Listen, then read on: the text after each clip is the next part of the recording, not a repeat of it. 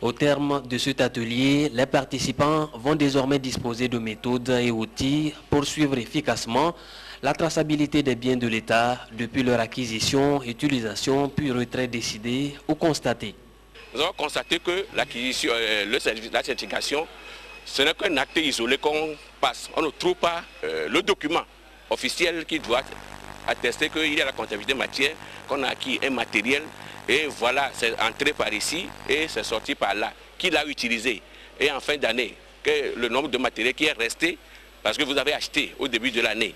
Bon, à la fin de l'année, là, comment on l'a utilisé? Ce qui est resté en stock pour voir ce qu'on peut engager l'année prochaine. Ça ne doit pas se limiter uniquement aux comptables matières, mais aux administrateurs de crédit aussi, parce que la comptabilité matière leur permet de faire un contrôle interne.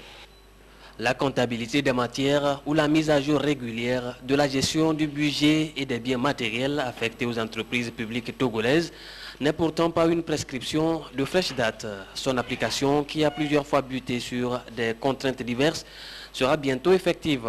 Une avancée qui coïncide avec l'installation de la Cour des comptes, a fait remarquer le secrétaire général du ministère de l'économie et des finances représentant son ministre de tutelle.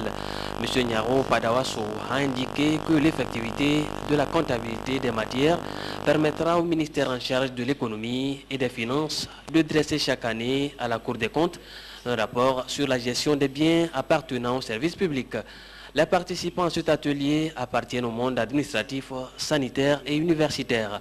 La comptabilité des matières s'ajoute ainsi aux nombreuses actions menées par le gouvernement aux fins d'assainir les finances publiques, entre autres la création de l'inspection générale des finances, la réforme du système de passation des marchés publics et la poursuite de l'informatisation du circuit des dépenses.